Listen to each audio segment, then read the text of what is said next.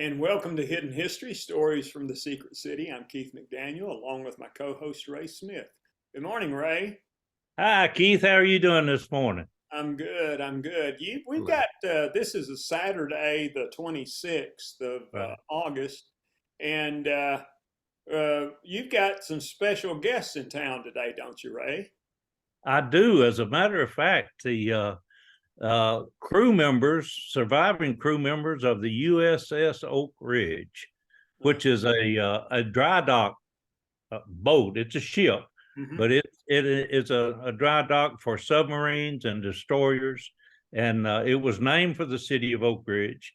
We had a reception for them last night in the Comfort Inn, and by the way, they have given us a bell earlier on. I don't know, a couple of years. They've been coming here now for a few years, Mhm. but last night they gave us a porthole out of that ship when it was decommissioned. They actually gave us the captain's porthole Mm. out of his quarters, and also gave us a life buoy that has Oak Ridge on it. So I'm hoping that we're going to be able to put together a good display that can go in our museums, maybe rotate them around, let each one of them keep it for a year or something. Yeah. We're working on that. And then this morning, in just a little while, they're going to have a ceremony at the Oak Ridge International Friendship Bell where they recognize the crew members that are there and their families.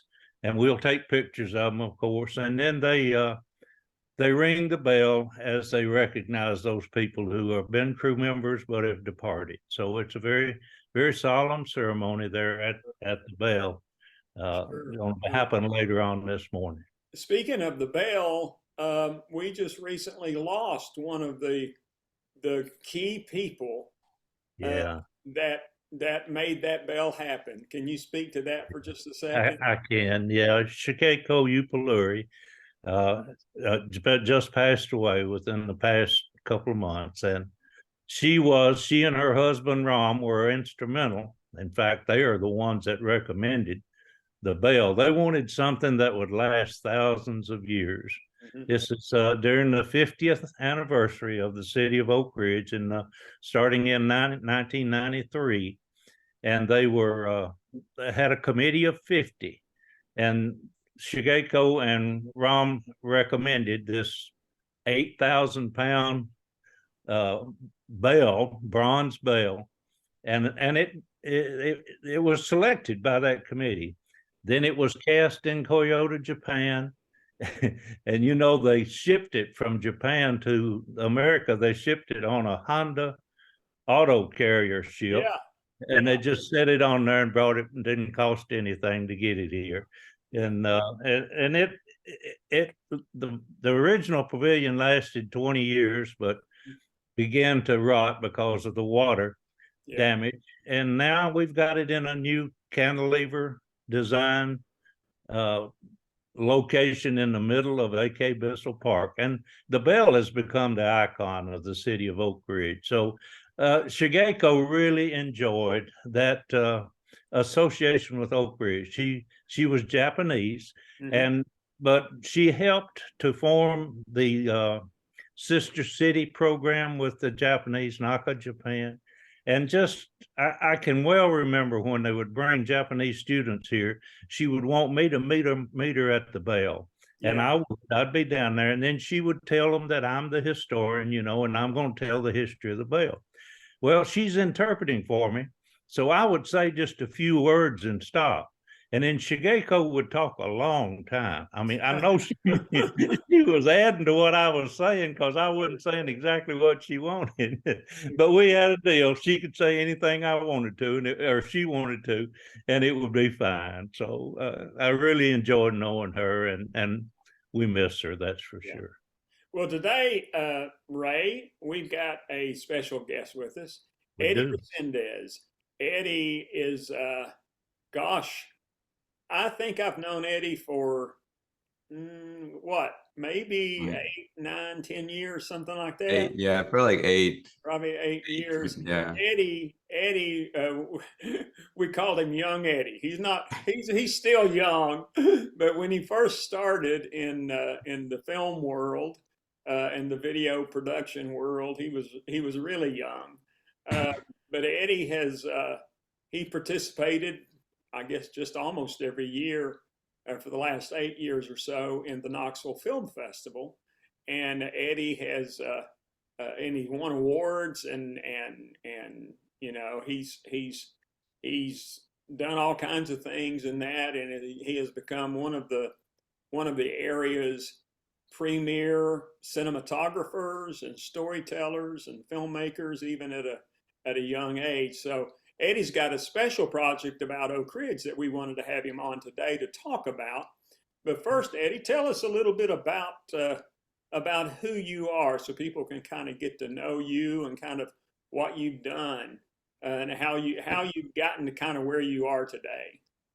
Right. Well, first of all, thank you guys for having me. It's really special, and I appreciate it. And yeah, I moved to Knoxville when I was 14, almost 15. I moved from Mexico to Knoxville, and you know, ever since I was probably like 12 or even younger, I just had no, I wouldn't call it a passion. I was just interested in doing video stuff. And I would, instead of doing a PowerPoint, I would be like, why don't you just shoot a video about, and you know, anything.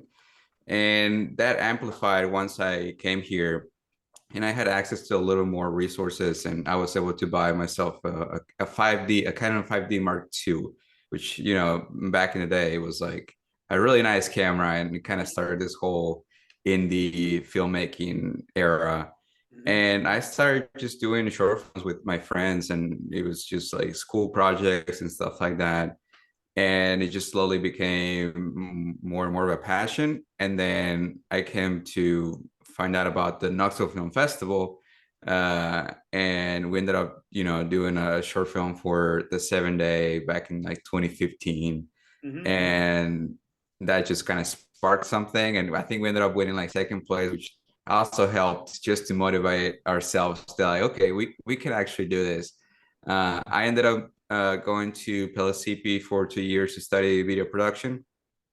Which, and by the then way, Eddie, I don't mean to interrupt, but which, by the way, my son, my youngest son, Bailey, he's at Pelosipi. He's studying in the audio production engineering program. oh really? Yeah, and one of the he's about to finish that program. One of the classes he had to take was video production, and they mention Eddie's name. They claim Eddie as a success from the video production program at Pelosipi, and says, "Oh yeah, he's won all kinds of awards." And they're like, "Have you ever heard of the Knoxville Film Festival?" And Bailey, I think, was a little shy to say, "Yeah, my dad runs that." But anyway, go ahead. That's funny. So you're at Pelosipi with a couple of your Yeah. buddies, 2 or 3 of your buddies, and you were kind of doing stuff together, weren't you? Funny that you mentioned. There is one class, I can't remember which class, but it's one of the classes, and I remember doing a video. It was like a project in which we had to talk about ourselves and something that we liked. Can't remember, but I think I ended up choosing soccer or something like that.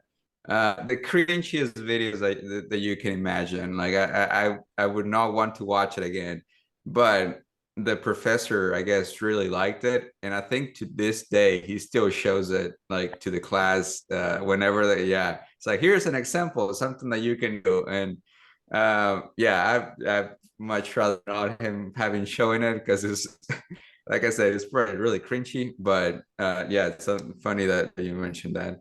Yeah. But yeah, I started doing the film festival, and then he just kind of I started working as a freelancer on productions. I started as a PA, did a couple of jobs as a PA, and realized that I hated it. So I wanted to get behind the camera. Which is a production assistant, which is a glorified gopher for people that don't know what a PA is. So yeah, production assistant, which basically you're just like running around and grabbing coffee for the crew and cast. Yeah, you're at the bottom, which, I mean, you know, you're essential, but you're still doing stuff that I didn't want to be doing. So I started to work more as a camera operator. I worked on a TV show called Tennessee Valley Uncharted. with the host is this singer-songwriter named Eric Baker. I never heard of him, but he was the host of that show, and I did 2 or 3 seasons of that show, and I travel around the Tennessee Valley, and got to learn a lot of different things and got to see a lot of cool different things. And then I started DPing. DP is a director of photography, so I started shooting more commercial stuff.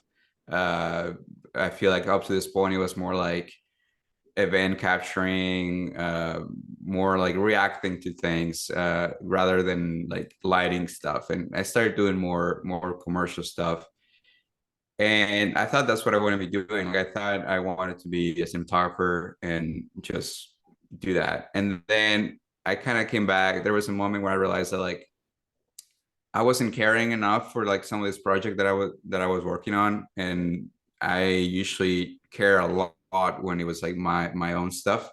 So I just kind of realized that I wanted to be a director instead. So I started marketing myself more as a director, and for the past, I would say 3 years, I've been directing mostly. I still work with, I still do a little my people might not see it on social media, but I still do a lot of interviews and stuff like that. Yeah, right now I'm trying to focus on directing, and trying to also do a lot more narrative, which is where this Oak Ridge project came to be, because I stopped doing a lot of narrative like filmmaking because of just work. There was just no time. I was always busy doing something else, and I stopped doing films. And there was a moment when I was like, well, I kind of got into this because I wanted to make films. But now that I have a 5-month-old baby, and time is a lot more precious now. Like time is, you cannot waste time when you have a baby. And so I try to be a lot more, put a lot more effort into each project that I do. And so that's why I wanted this Oak Ridge project to be the best it can be, and try to get the best people to work on the project, and hopefully we can make something really good, really good. Well, the dilemma that many of us have or have had that are in this business is you got to make a living. Okay, you got to make a living, but you also have these passion projects of things that you want to do on your own. A friend of mine, an old friend of mine, great filmmaker. He was based in Knoxville for a long time. His name's Scott Colthorpe. And Scott's last I heard, he was in New York. He moved to New York, but he's a great filmmaker. And he said, he says, we do 90% of what we do in order to be able to do the 10% we want to do. That's exactly right. That's the thing, because, like I said, if you're in the business, you have to make a living doing that. And a lot of that time you try to find things that you're interested in, but that's not always the case. Sometimes you do your work for a paycheck, Yeah. you can pursue the opportunities of the things that you want to do. So I would say that the guys that you started out with at Pellissippi, Cody and Joseph, Mm-hmm. They're both in the business too, aren't they? I mean, it was. So I started with I don't know if you remember Nikki and Vinny. They were like Nikki twins. and Vinny. Yeah, it was them two and Joseph. We started together at Pellissippi, and that first film festival that we did, it was us four. Mm-hmm. And then I later met Cody through Joseph, because they were like best friends in high school. But yeah, thankfully, and you don't think about this, but like thankfully we're all working in the business. Like Nikki and Vinny work with a production company named called Lock and Key. Mm-hmm. And they do all kinds of cool projects and stuff like that. And then Joseph and Cody work at PBS right now. Mm-hmm. And sometimes I bring them as freelancers as well. Cody is a really good editor. Joseph does sound as well, camera as well. So yeah, well, I'm thankful that we're all still working in the business. because it's not easy. I would tell you that video production can be cruel, and not everyone gets to do it. I understand. I did that for a long time, and but anyway, so let's talk a little bit about so like you said, you've got a new baby. You're married the last few years. Yep. I guess your longtime girlfriend from a Yep. long time, right? She would say way too long as a girlfriend. Yeah, but Well, you got to wait. yeah. I thought it was a perfect time, but Yeah, yeah, she. exactly. I'm going to tell before we get into the secret city story. Um, it was funny because when I was doing the film festival, Ray, you'll get a kick out of this.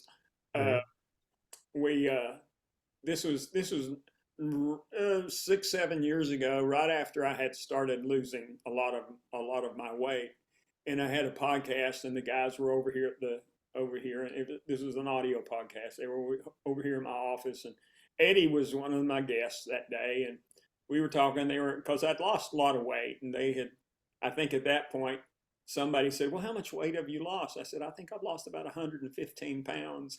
And they peeps up and says, "That's how much I weigh." So, and they said, "You've lost an Eddie." You remember that, Eddie?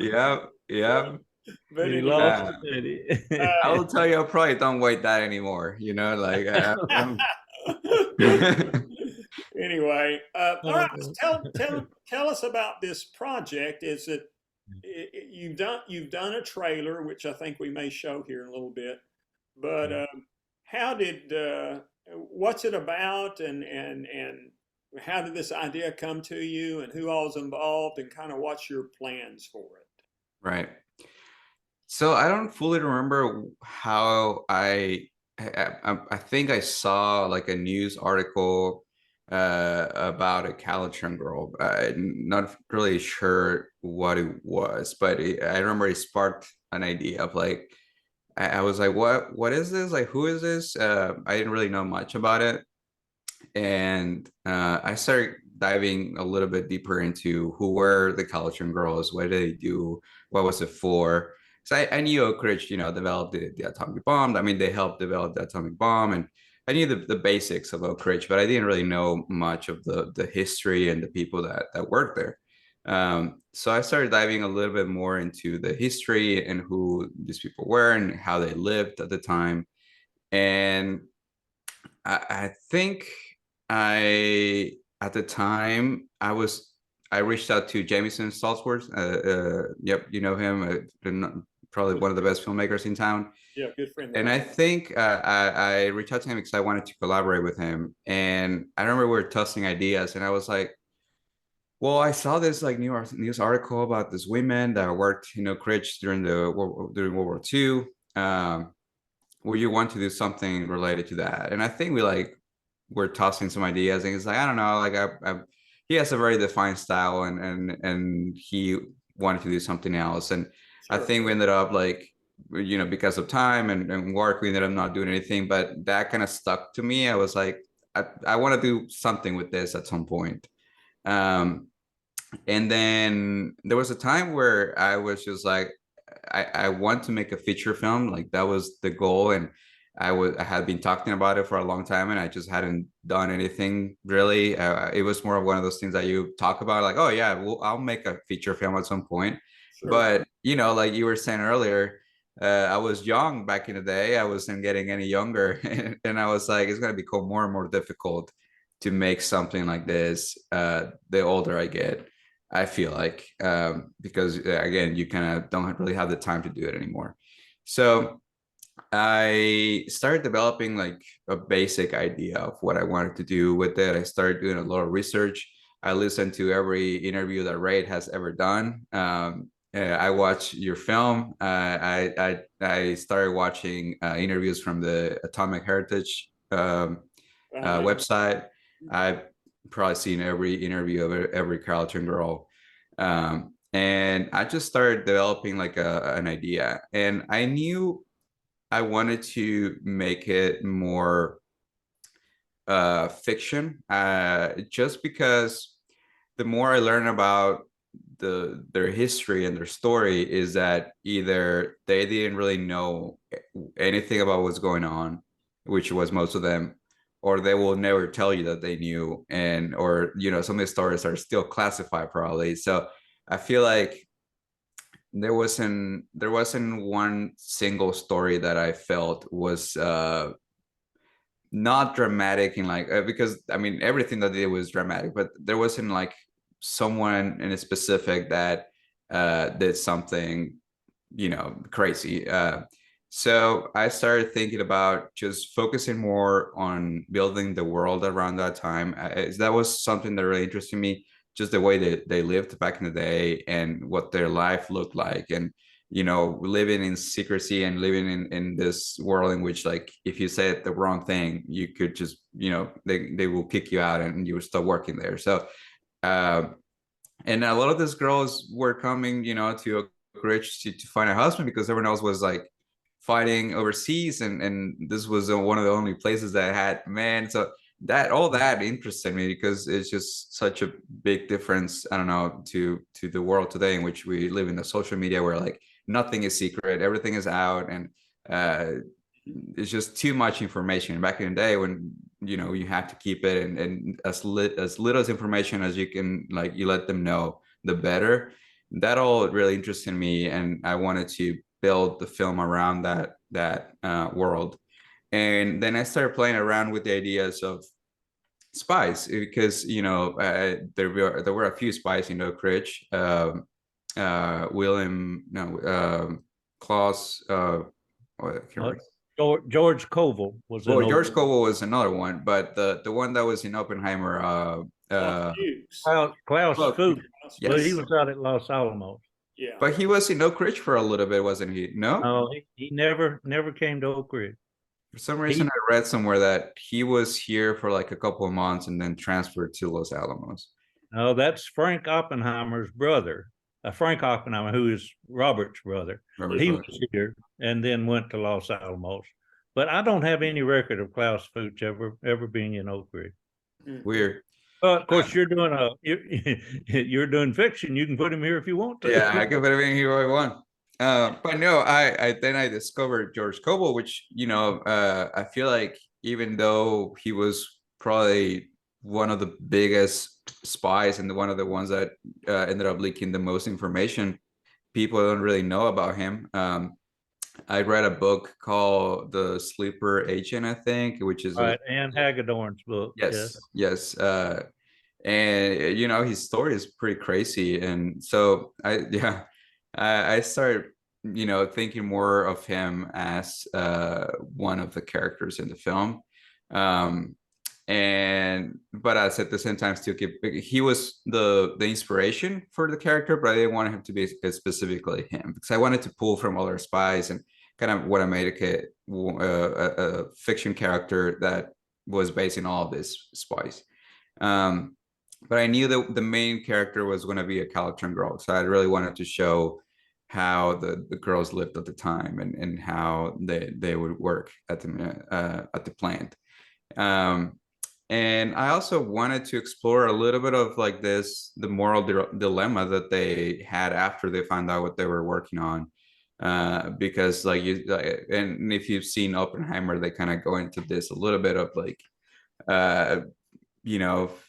not everything is black and white. Not everything is like right or wrong. It's just like, the circumstances of the time is like, yeah, you're going to build this bomb that is probably going to kill a lot of people, but you're also, doing it to bring the troops back. So I was really interested in that moral dilemma of like how people felt after they found out what they were doing, and not just right after, because probably right after they were really happy that the war was over and all that. It's like the exorcism is there, and they don't really think about it until maybe later they start realizing, like how many people actually died in Japan. And I just thought it was really interesting to see a little bit of that guilt on some people, and I could tell from some of the interviews with the Calitran girls that some of them felt that way, and they just you know, they didn't like the feeling of like knowing that they worked on something that killed a lot of people, but at the same time they knew it was sort of necessary to do something like that. Eddie, it's interesting that you should bring that up, and I tell this story when I was shooting the interviews for the Secret City, the War Years, the documentary. Um, Almost every time that I interviewed someone, the last question that I would ask them is, now, 50 years later, now that it's over, now that how do you feel about the work that you did? And invariably, the people would say something, and I had one gentleman who I asked about this, and he kind of summed it up the way most people felt. He said it was a horrible thing, it was a terrible thing. He said, but it was something that had to be done to end this war. And he says, he said, I'm proud of what I did. He said, no, I'm not proud of what I did. He says, it was a job that needed to be done, and I'm glad we did it well. And I Yeah. think for the most part, that's how people felt about it later in life. And I think that's how most people kind of made their peace with their involvement in the Manhattan Project. Don't you think so, Ray? Yeah, I do. And Eddie, I would recommend, if you've not seen the interviews of Ruth Huddleston, Ruth does the best job of explaining how, when she first heard it, she was at work and she thought immediately, good, this war will end. And my boyfriend is in Germany and already told her that he was going to Japan for the invasion. So she said, I've saved his life. And then she said she got home and she saw in the newspaper and heard on the radio how many people had been killed. And she said she got depressed and couldn't sleep for a week. Now, I would use her in presentations, and we had it set up. I would ask her the questions, knowing how she was going to respond. And we did that even for some of the high officials in the Department of Energy. And it was very touching. The lady that was over the National Nuclear Security Administration said, Ruth, let me tell you why I understand how you feel. She said, let me tell you what my job is. And she went on to say, having nuclear weapons ready in case that they were ever used, and hoping to goodness they would never be used. So you're on to something that's a very heart of the issues, especially I think of those Calutron girls, because they didn't know. I mean, Gladys Owens told me, Ray, I never did know what I was doing. Can you show me? And when I showed her, she said, I still don't know what I was doing. But she said, I know if I had any bobby pins in my hair, they'd just go stick to the wall somewhere. So they didn't know. They didn't know what they were doing. But they learned quickly when that bomb was dropped on August the 6th, 1945. One other thought. Have you read the book or seen the book, The Girls of Atomic City? Okay. Read it twice already.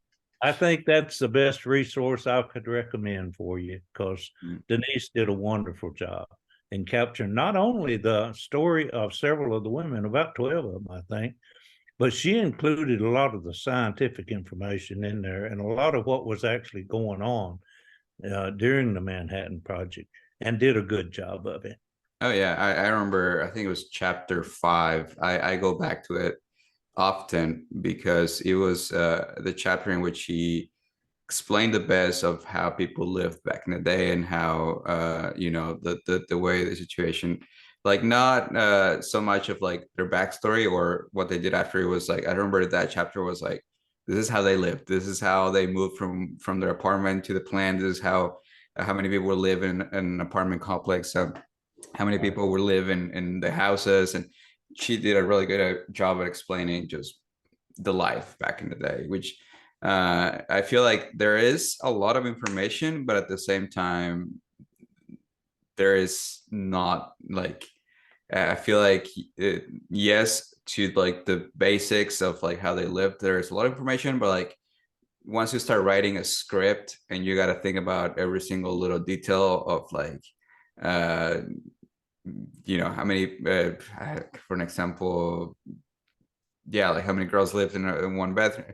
It's just once you think about the details, there is not a lot. But her book was probably the best help that I could get for sure.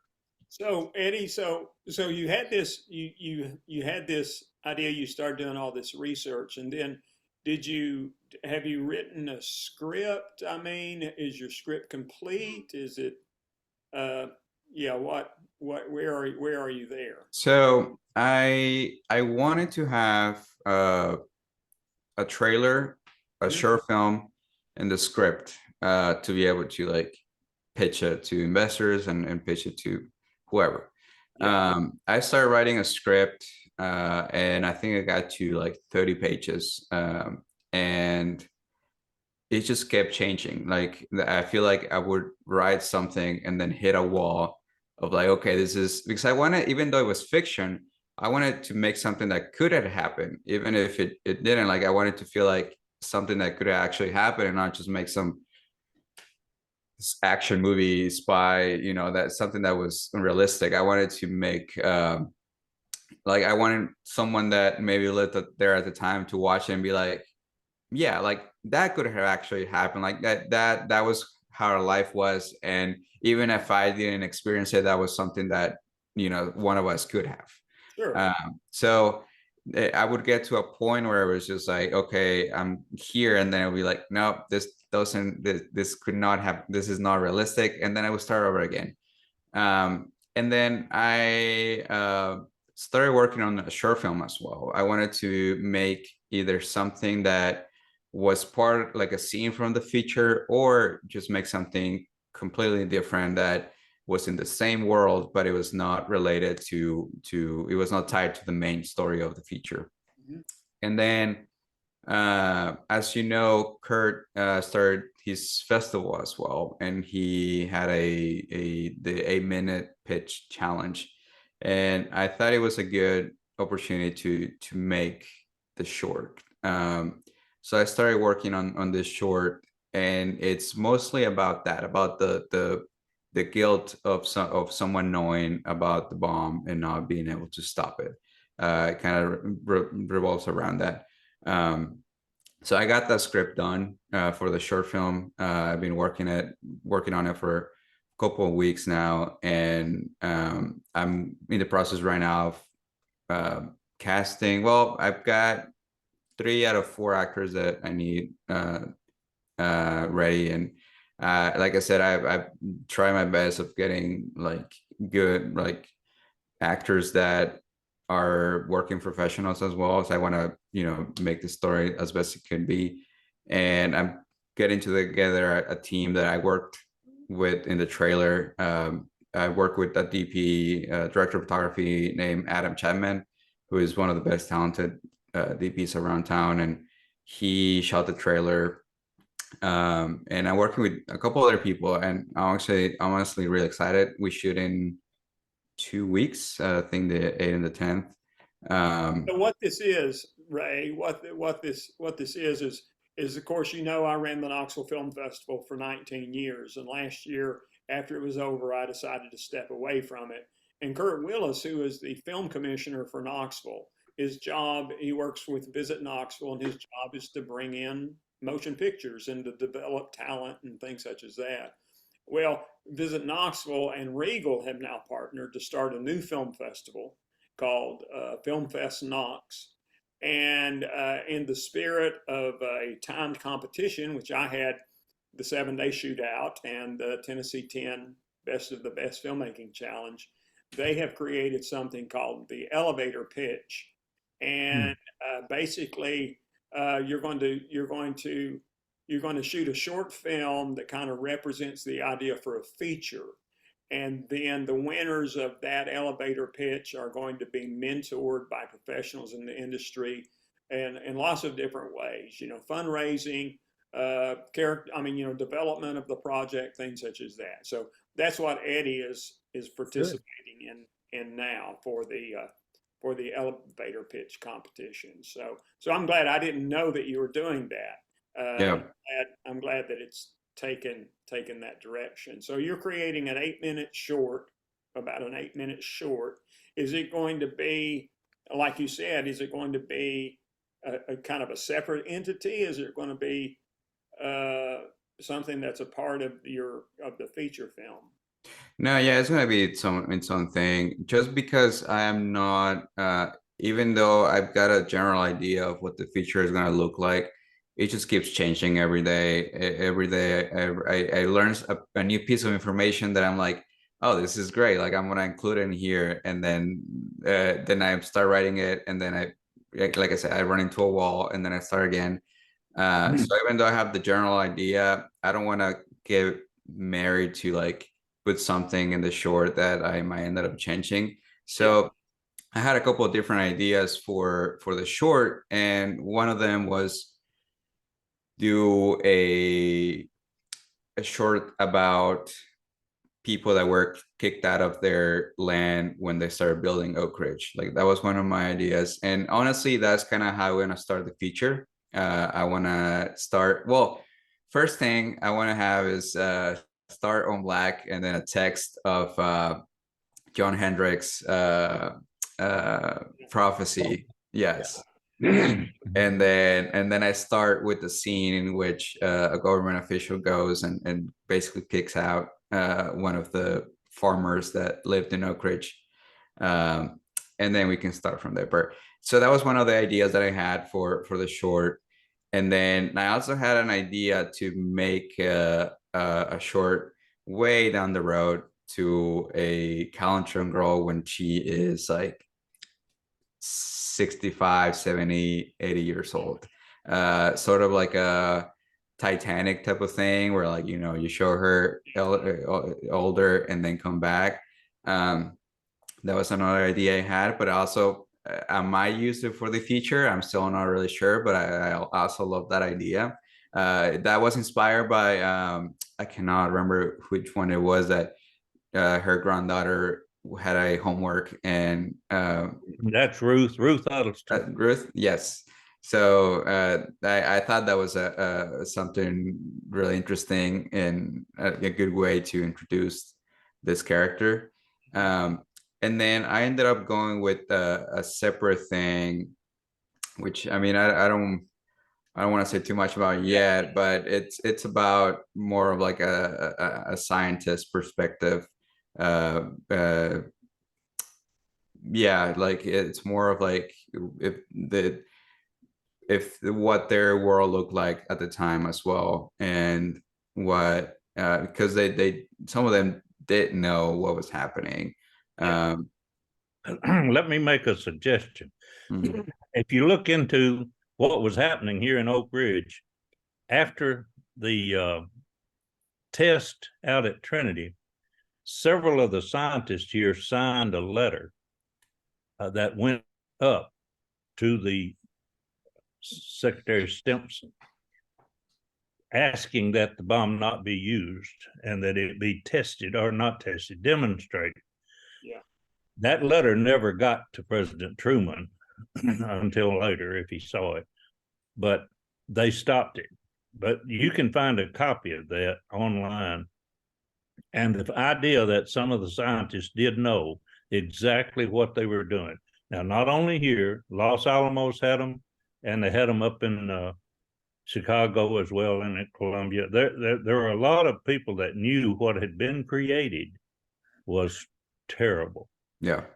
And they were concerned that they had been a part of it now. So it wasn't just the Calutron girls that had these premonition of what was coming if this thing is used. Yeah. So there's a lot to be drawn on there, and not much has ever been said or visualized about that aspect of the people who knew what they were doing. Most of the time we talk about the ones who did not know. Yeah. That was the vast majority of them. But the scientists that were working on it knew what they were creating. Yeah. Exactly. And I think Oppenheimer, the movie that Christopher Nolan directed, he touched a little bit on it. Yeah. But I don't want to make Oppenheimer. Like that's not the movie I want to make. And I feel like I mean, like the name says it was very much about Oppenheimer. I want to make a film about the people that, again, Maya had known or didn't know, but it was more about what they were living at the time. Not so much of, you know, that I think Oppenheimer really emphasized on like the responsibility that he had and how the project came to be and all that. And that's not really what I want to make, but yes, kind of more, mine is more based on the normal people, if you can call it that, like, you know, but Now you did make a trailer, just a kind of yes. a teaser trailer, really, for this project. Why don't we go ahead, Ray, and let's watch that. All right, let me see if I can bring it up here for us. Give people kind of a sense of kind of Um, what's going on in your mind, Eddie. Now I've got, wait a minute. Oh, Ray, stop it.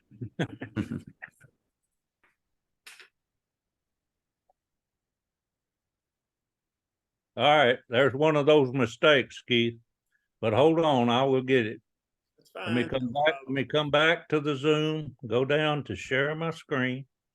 Go up and select what I want to share. Share the sound. Optimize for video, and share it. Now let's see what comes up. Now let's make it full screen. Are you seeing it? I see Yep. it's not full. There we go. All right, here it goes. So this is called Secret City concept trailer.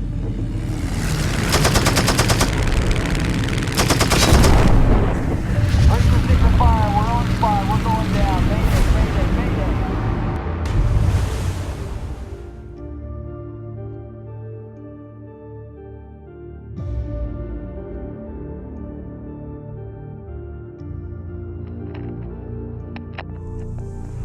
There is one front and one battle for everyone in the United States. Every man, woman, and child is in action. That front is right here at home. What you see here, what you do here. Evening, ma'am. Can I offer you a ride home? What you hear, here. When you leave here, let it stay here.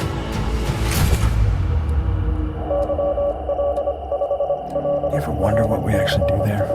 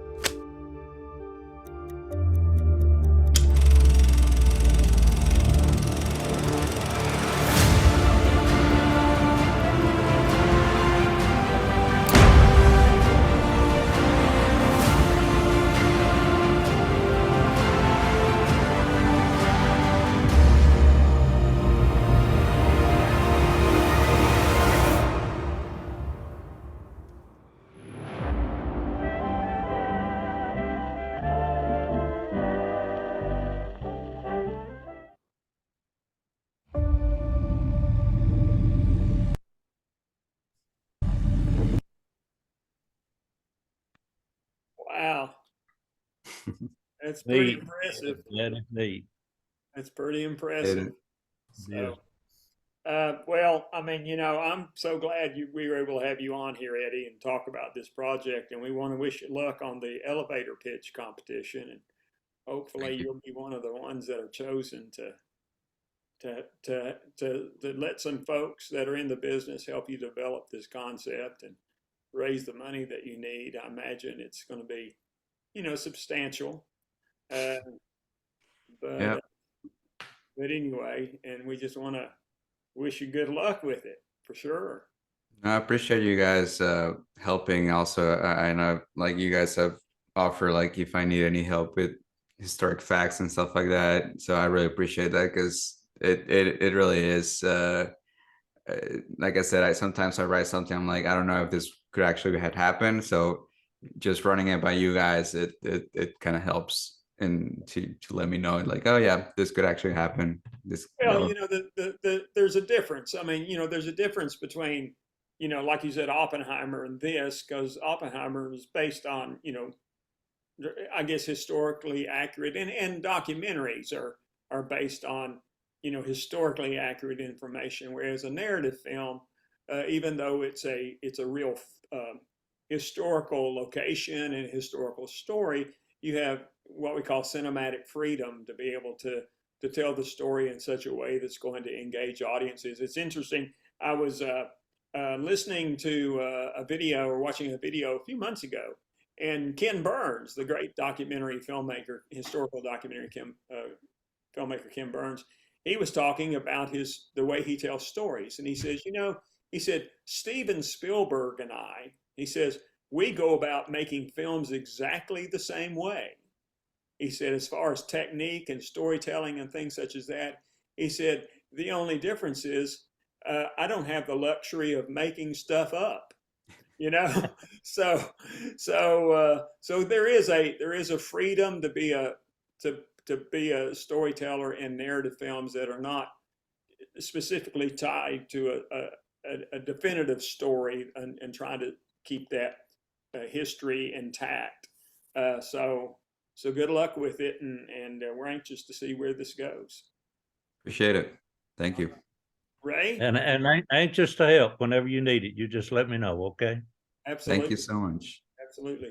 Ray, who do we have coming up in a couple of weeks? Well, we've got Dennis McCarthy coming up. Dennis is Cormac McCarthy's brother.